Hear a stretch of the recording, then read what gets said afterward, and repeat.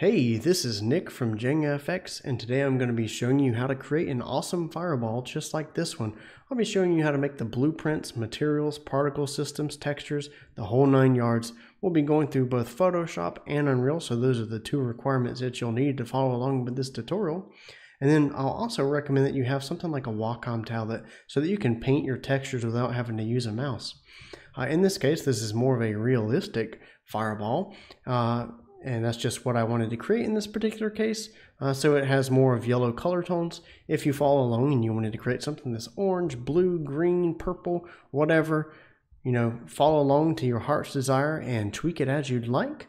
I'm going to try my best to keep the tutorial linear. This is a 3-part series. The first 2 parts are quite long, probably over an hour each. And then from there, the 3rd part is about 5 minutes long, which shows how to finalize the motion to create these actual projectile arcs within the blueprint. And so from there, I will go ahead and hop into Photoshop, and I'm going to show you how to create this exact fireball. All right, and so now that we know what we're going to be working on, we're going to go ahead and create one of the fire textures for our fireball projectile. And from here, I want to go ahead and create a new file. I'm going to make it 512 by 512. And I'm going to do Control Backspace to go ahead and fill it in with a black background. And that fills it in because I have black set over here as my secondary color in Photoshop. To paint this texture, all I'm going to be using is this very first radial gradient brush that comes with Photoshop. And for my settings, as you can see here, all I've got is just shape dynamics, and I'm not going to have a minimum diameter on that. And then I have my transfer and no minimum transfer on that. And then I just have smoothing checked. I am using a tablet for this. I highly recommend that if you're painting for visual effects, you use a tablet. I'm just using a cheap, like 6-inch by 5-inch tablet. So a really small area to paint with. But you can see that with even a tablet that's pretty cheap, you can get some pretty good results. And it's much better than a mouse. So to get started, we're just going to go ahead and start doing some strokes. And one thing I do want to note before I do that is we want to fill in somewhere around this box right here, right? So we have an imaginary box. And we want to try and keep our texture in here because we're going to be doing some UV distortion. And we want the UV distortion to be able to freely flow in this area right here without clipping with the box. And so from there, we're going to go ahead and start doing some of our strokes. And we're just going to try and get a general fire shape here. It's okay if we mess up a little bit. And I want it to be more like an oval than anything. And so I'm going to come around and just do something like this. And I'm just doing some curve ups, some curves downwards, and if things get too bright in other places, that's okay because we can come through and fix that afterwards. So here I am just painting the texture and maybe get some side to side stuff, and we just want to fill in these holes as best as we can, but still keep in some of the detail there. Maybe I'll bring in this darker texture right here, or darker color. I just hit Alt and then selected a color, and just kind of painting in some more details here. And from there, that's about all we need to do. I'm going to round this out a little bit more and maybe paint a bit more up here. And so now the first thing I want to do is I want to hit Control L, and I'm going to bring in my edges a little bit. And so I'm going to go to about maybe 30 and harden up some of these edges a little bit, and I'm going to go back to painting a bit. And so maybe come in here and kind of smooth that out a little bit, and just kind of clean some of this up. I mean, it doesn't look like much right this second, but from here now I'm going to go to filter, and then I'm going to go to other and minimum, and I'm going to minimize this. And I'm going to do, I'll say about 5. And I do want to mount, I do want to say that I am preserving roundness right here instead of squareness. And so this is with the minimum operator, so filter, other, and then minimum. And the preserve roundness is only available in Photoshop CC to my knowledge. And then I want to go to filter and filter gallery. And then let me bring over my filter menu over here. I'm going to do paint daubs. And I'm going to fill this in to about maybe 16. That's my brush size. I'm going to do maybe sparkle as my brush type. And so from here, I think that this is pretty good. And so I'm going to hit Control L again. And we're going to bring our white values up so that we can remap back to 0 to 255 in range. And I just want to see how this texture is going to fade out. So we can see here that we've got a nice little fade going. And at the end of the fire's life, we're going to get a shape kind of like this. And we're going to kind of clean up some of these little edges and stuff because it's quite hard for fire. And so what we're going to do is we're going to use the smudge tool to clean some of this up and push some of the colors upwards so that we can get some nice little flame licks. So I'm going to grab my smudge tool over here. I'm going to increase my size, and just with my mouse, I'm going to just kind of push some of this stuff right here around, create some nicer little shapes over here, something like that, and maybe push that in a little bit, and maybe make my tool a little bit smaller and go back a little bit. I don't know what I'm saying. And so there we go. We got like a nice little flame lick, and I'm going to come in here, and now I'm going to select my colors again, and actually I'm going to go back to a white color, which my color palette is over here as well. And so I'm going to select white, and then I'm going to paint some more. So something like this, and kind of highlight out some of these edges right here, and maybe highlight this right here a little bit, and maybe give me some nice little edges inside of there. And maybe I want to come down here a little bit and maybe highlight that right there a little bit as well. And so now I'm going to go back to filter and filter gallery and do my paint daubs once again, except at a lower level. So maybe 13 here. And what I'm trying to do is just get some nice smooth edges. And then maybe what I want to do is go to blur, and we'll do something like we'll try motion blur at first. And no, I don't think that's too good. So I'll just go to blur again, and I'm going to do a Gaussian blur. And we're just going to kind of blur this a little bit, and maybe do half a pixel, or maybe 1 pixel.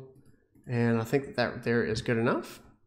And so now what we're going to do is we're going to go into our little gradient editor over here. And so I'm going to go click this little half pi button. I'm going to go to gradient map, and then I'm going to select a pre-made gradient that I've made.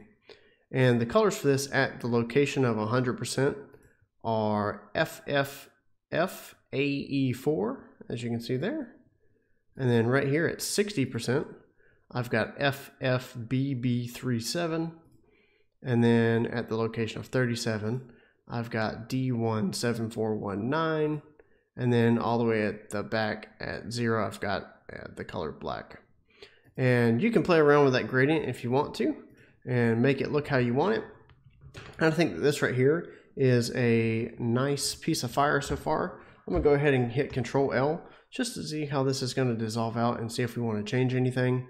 And it's looking like this right here is going to be the last bit of what we'll see. And we may want to remove this edge right here since it's kind of out there, but we'll see how it looks inside of the actual engine first, and we'll go from there.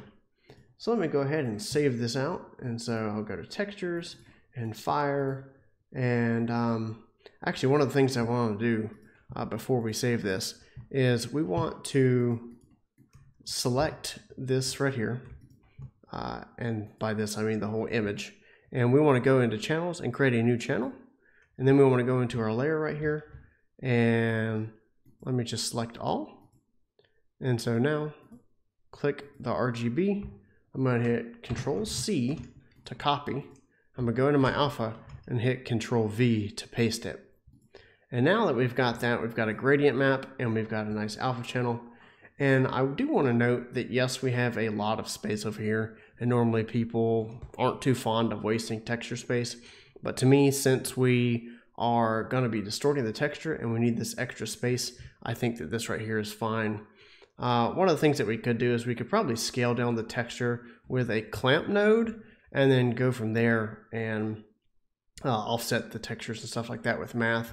And we could do that, but I think that we're just going to stick with this for now. And so I'm going to go and save it as a TGA. I'm going to go to my fire textures. I'm going to say FXT Fireball 01 A and save that. I'm going to save it as 32 bits per pixel. And that right there is our texture. All right, and so we're going to need 2 more textures before we can start on the fire shader. And the 2 textures we're going to create are 2 different types of noise. And so I'm going to go ahead and create a new document that's 512 by 512 again. I'm going to hit create. And you want to make sure that your colors over here are white and black. I'm going to go to filter, render, clouds. And I think that right there already is a pretty good cloud. You don't want anything too dark and you don't want anything too light for now. And so I'm going to go ahead back to filter, other, minimum. And we're going to create this with preserve roundness once again. And I find that you want some bigger craters over here. And I'm just going to call these craters, or you can call it cheese, whatever you want it to be. And so I think that there is pretty nice. We've got some nice defined shapes, and I'm using about a radius of 12.1 pixels. I'm going to hit OK. Then I'm going to hit Control L on my keyboard. I'm going to bring down my white values, and I'm not going to touch the black end over here. And so I'm going to go ahead and click OK on that. And this right here is going to help us with our UV distortion. And I'm going to go ahead and File, New again. I'm going to create another texture. I'm going to go to Filter, Render, Clouds, and I'm going to do Alt Control F until I find something that I like. And so I don't want it to be too dark over here. And so just looking for something. I think that right there catches my eye pretty good. And so from here, what we want to do is we want to go to Render and Filter Gallery.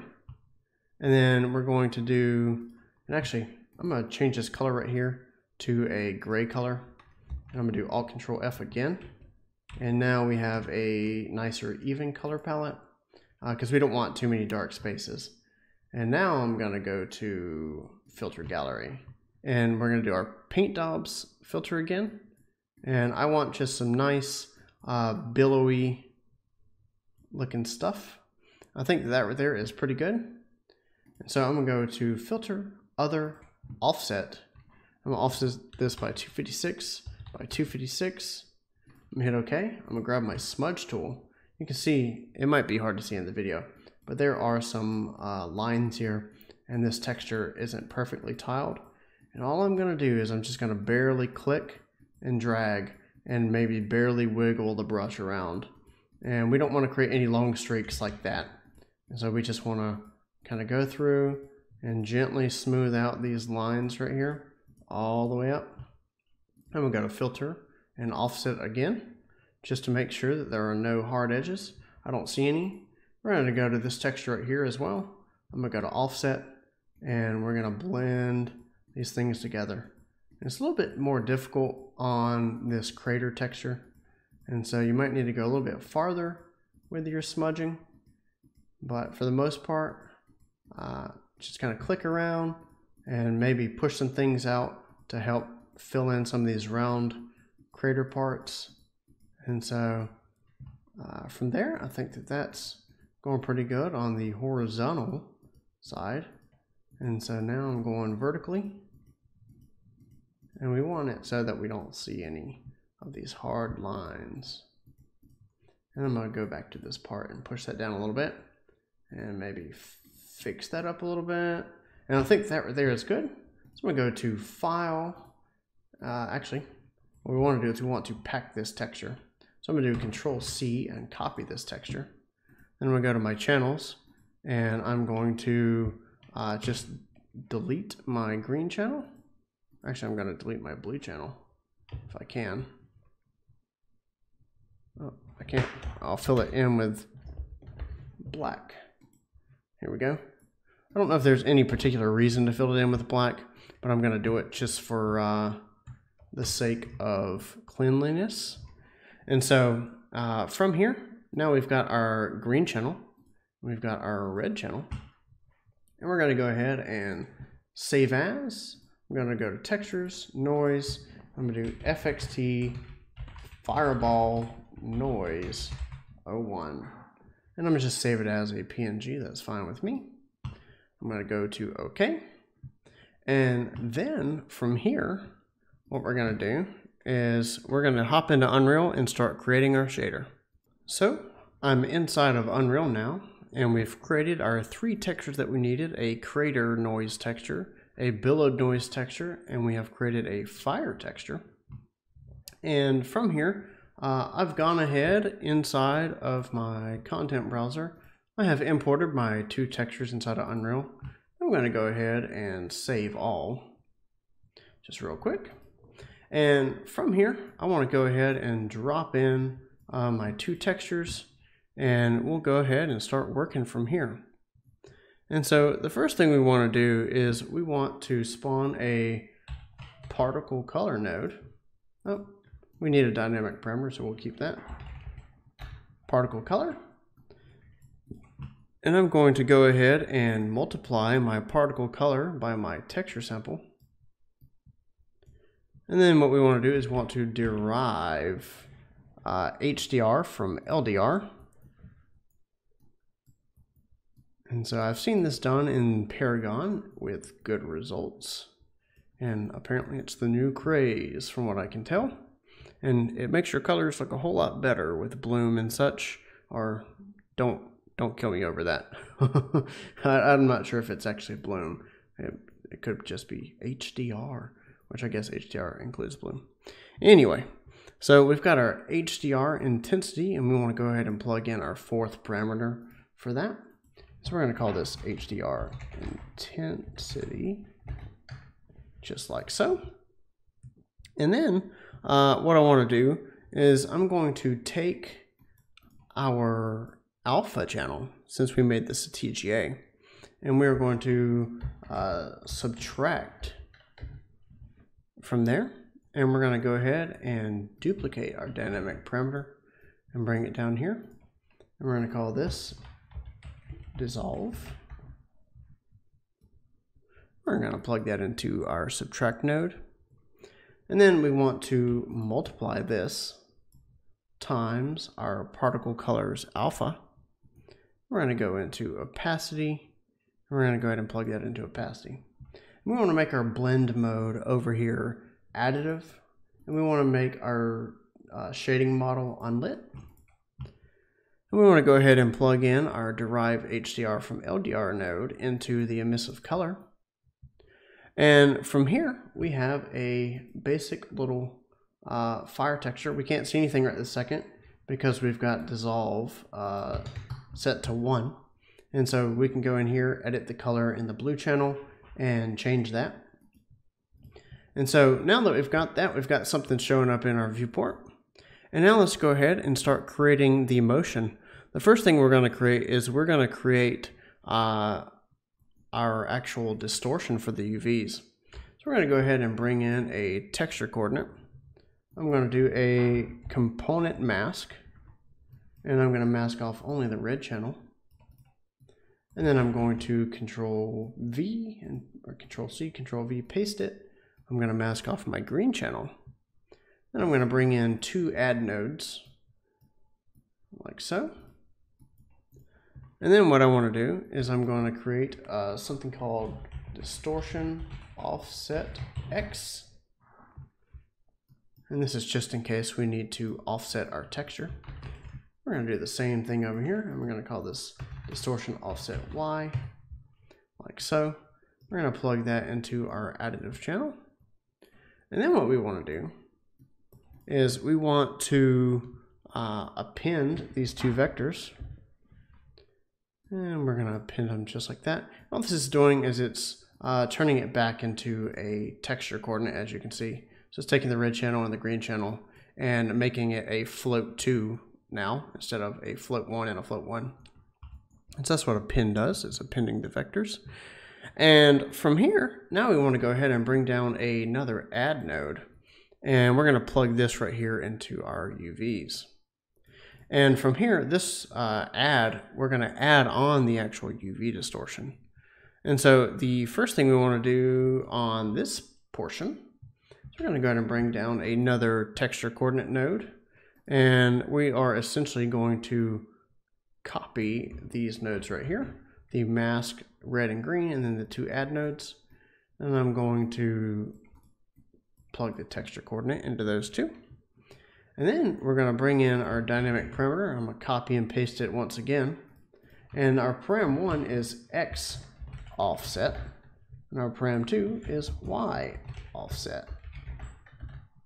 And so from here, I'm going to go ahead and plug in our X offset to our add, our Y offset to our add. And you do want to make sure that your red channel is going to your X and your Y channel is going to your green.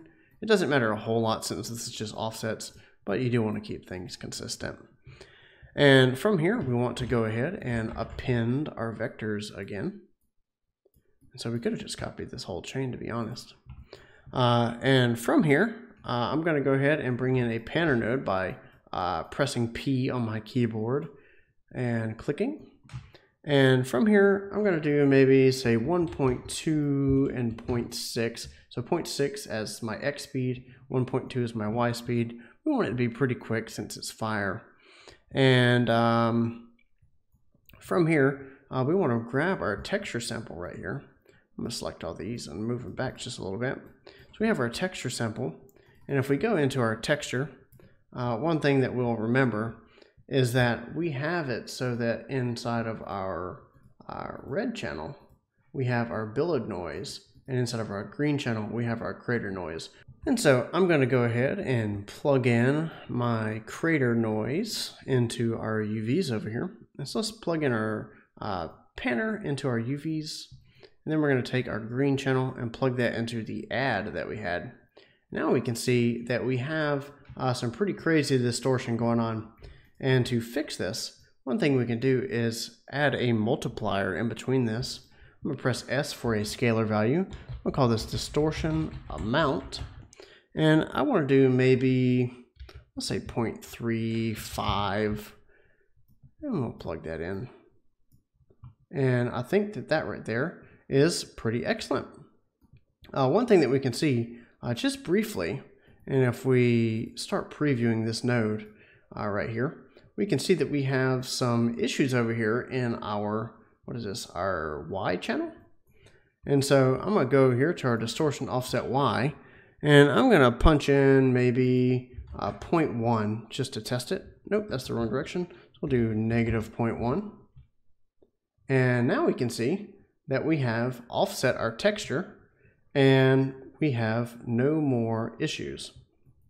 And one thing is we could probably go back in and recenter this texture or something, make it a little bit bigger, but I'm not going to bother with it right this second.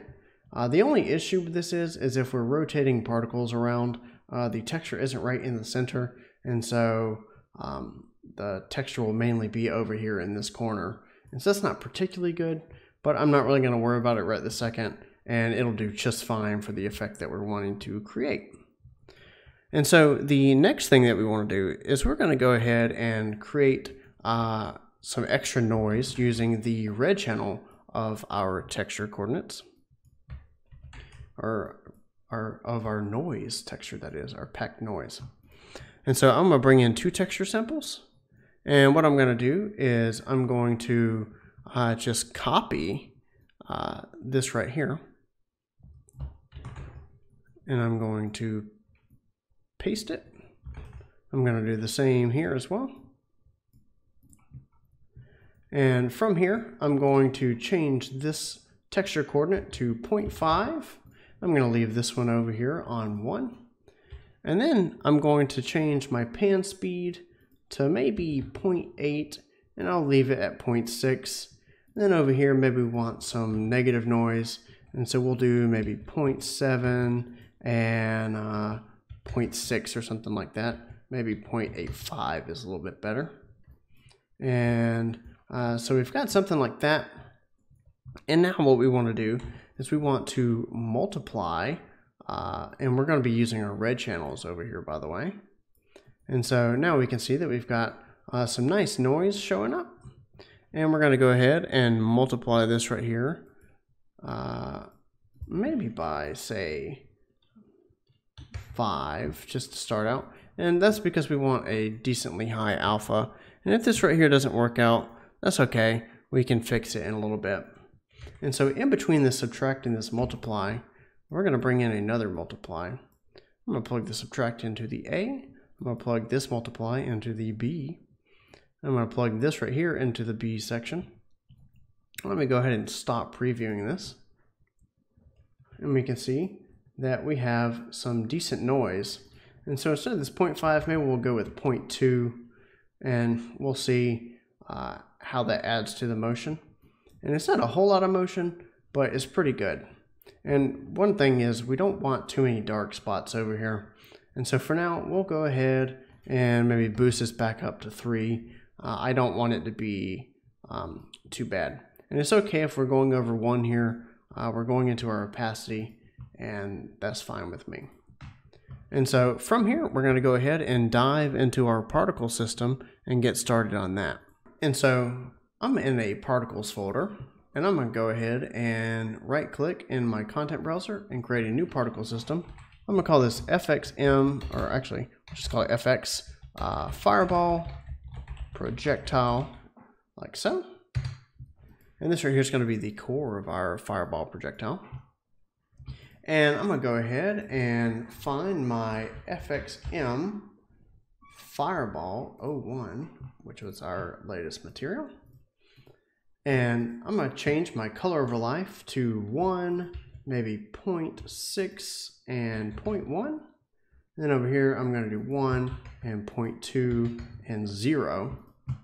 And one of the reasons our texture isn't showing up is because we haven't added in our dynamic parameter yet. So I'm going to go to dynamic, I'm going to refresh, and we want to go ahead and set our X offset, and we want to bring in, so this is under our first parameter. And what we want to do is set our maximum to 1. And technically 0 and 1 are going to equal exactly the same thing. So maybe we want to do 0.98 as our uniform. We're going to set it to spawn time only. And then we're going to change our Y offset to spawn time only as well. We're going to go to uniform 0.98 for our maximum. Then for our dissolve, we're going to do a constant curve. We can see that our fire material has popped up now. And it's already looking pretty good over there. And so what I want to do is, I've got this constant curve. I'm going to right click it, expand all. I'm going to add 2 members to it. And these members are just points. And so for our first point, we're going to leave it at 0, 0. And then for 1, we're going to change it to 1. And that's going to fade out the material very nicely. For our HDR intensity, we'll go with maybe 3 for now, and we'll just leave it at that. If we want to brighten up, we could do maybe 10 or 5, but we won't go too overboard. And so we'll leave it at 5 actually. I think that looks pretty nice. And so from here, the next thing that we're going to want to do is we're just going to want to test it real quick just to see how it's looking. And so I'm going to add in a location, and I'm going to go cylinder, and I'm going to turn off the height for this. And now we're going to use this to kind of tweak our size. And so I'm going to go to size and size by life, and I'm going to add a third member, and I'm going to expand all again. And so at the very beginning, we have it so that we want it to be maybe 0.2. I'm going to scroll all the way down to our third point, and I'm going to set that to the time of 1. And I'm going to go here to our second point, which is, it says number 1 beside it. I'm going to make this the end value of 0.2. And then I want to set this to maybe let's just say 4 for now, or 2. And from there, I think that right there is fine as is, and actually want to set this to maybe 1.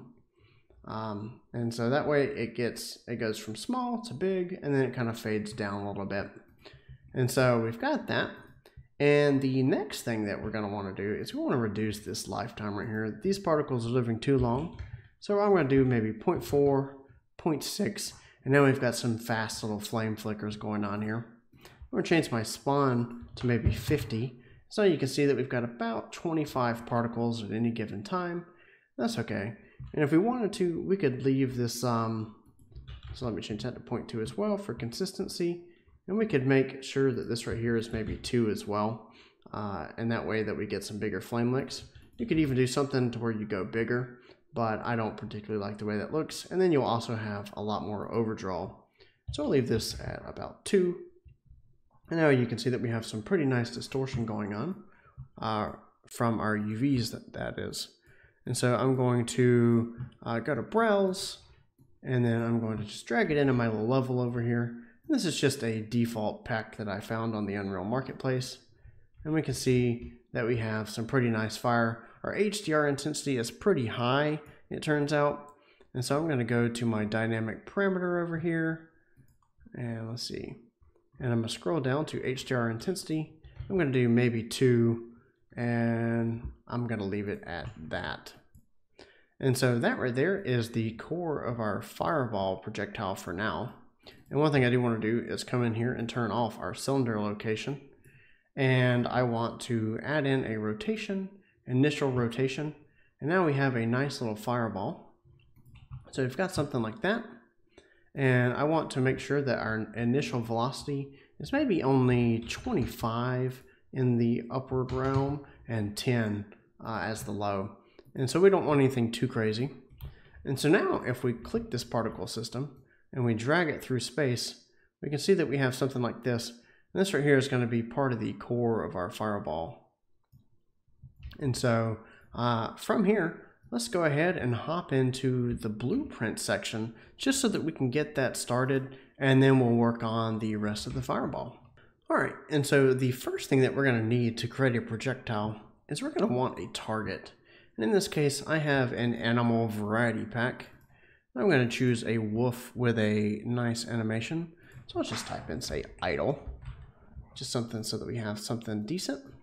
I'm going to drag him into the world. And by the way, guys, you don't have to use a wolf. I'm just using it for this, purpose. You could have a sphere or anything, and you can just right-click, create a blueprint actor, and go from there as your target. But I'm going to create blueprint, add script. I'm going to go to my tutorials over here, and I'm going to call this projectile target. So I'm going to go ahead and create my blueprint. And we don't need to do anything else here. All I have here is just a target, and that's the only thing that we need in that realm. I'm going to go ahead again, and I'm going to create another blueprint. And this time I'm going to right-click Blueprint Class, and I'm going to create a new actor. I'm going to call this Projectile Spawner. And then I'm going to right-click again, create another Blueprint Class, another actor, and I'm going to call this Fireball. Fireball Projectile 01. So I'm going to go inside of my fireball projectile, and I'm going to go to my browse real quick, and I'm going to save everything. That way, if I crash, I don't lose it. And so now that we've got our fireball projectile 1, we want to go into our event graph. Okay, and so inside of our fireball projectile 01 blueprint, the first thing we want to do is add a new particle system. We're going to call this fireball. So this is for our actual fireball particle, or our projectile, and we can see inside of the viewport, the fireball is now showing up. And so under event graph and event begin play, we want to go ahead and get all actors of class. And with this, we want to go ahead and find our target, which is our wolf that we made earlier. We want to get a copy of the index, and we want to bring this event tick over here. And then I want to do a get world location of the skeletal mesh. If you have, a different blueprint that's not a skeletal mesh or a wolf or whatever, it's just a sphere, you can maybe do a get your default scene root or something like that, and you just want to get the location of something from this actor. And so from there, the next thing we want to do is we want to go ahead and grab this default scene root. And we want to get the world location of this as well, because this right here is the location of our actual projectile. Then I want to do a constant vinterp2, like so. I want to plug this right here into my target. I'm actually going to do a offset, and you will see why in a second. Essentially, it's going to go to the feet of my wolf, but I want to offset it by maybe 55 so that it hits the middle of my wolf. So I'm just going to do that ahead of time. And then for my delta time, we're going to plug this in. But because this right here could be, say, 66,000 seconds or something like that, or some very large number, we could lose our floating point precision. So I'm going to go ahead and grab my fraction over here to keep it between 0 and 1. And I don't know if this right here actually matters for what we're doing, but I think in general it is good practice to do a fraction of time if you can for things like this, for things that are in motion. And so don't quote me on that, but I think that it's might be a good thing. And then for our interpolation speed, we'll go with 1,000 for now, and we'll leave it at that. And so now I'm going to go ahead and bring this right here up a little bit. And we're going to do a copy paste of this default scene root.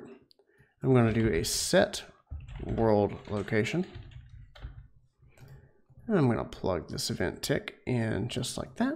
And then I'm going to plug this output from the vinterp2 constant into our new location.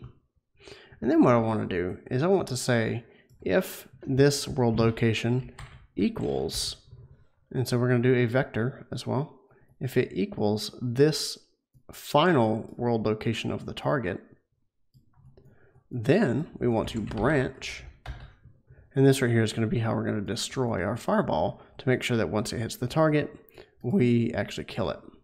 So we're going to do deactivate fireball,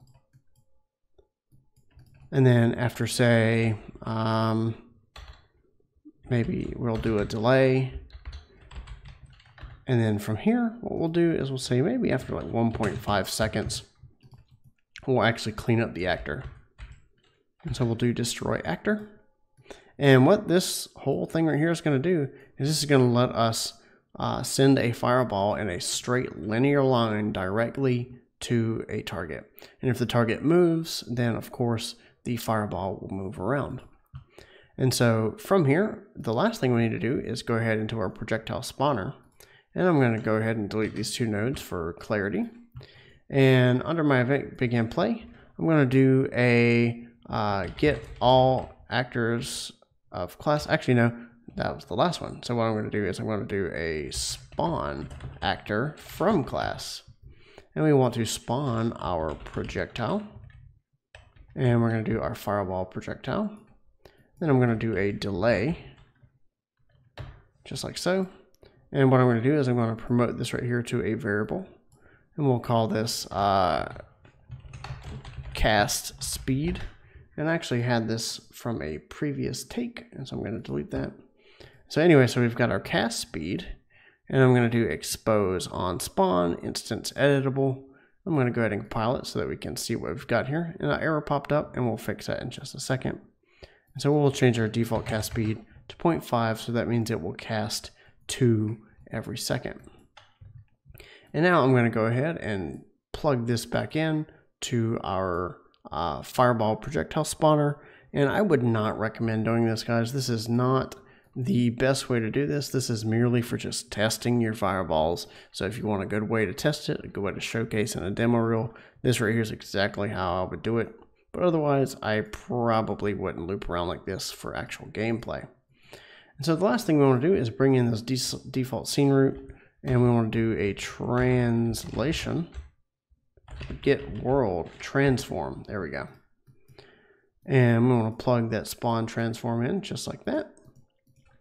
And so then I already have a projectile spawner placed in my world, and if I hit play, we should have the fireball going to the center of the wolf, just as we had expected. And so from here, if we move this wolf around like so, we can see that the fireballs will actually follow it and they won't deactivate until they actually get to the wolf. And so just like that, that right there is the basis of our fireball. And in the next tutorials, what we're going to be doing is we're going to be creating the rest of the visuals that go along with this. And so I hope that you enjoyed part 1 of the tutorial. Stay tuned.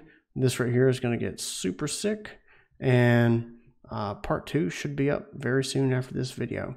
So let's go.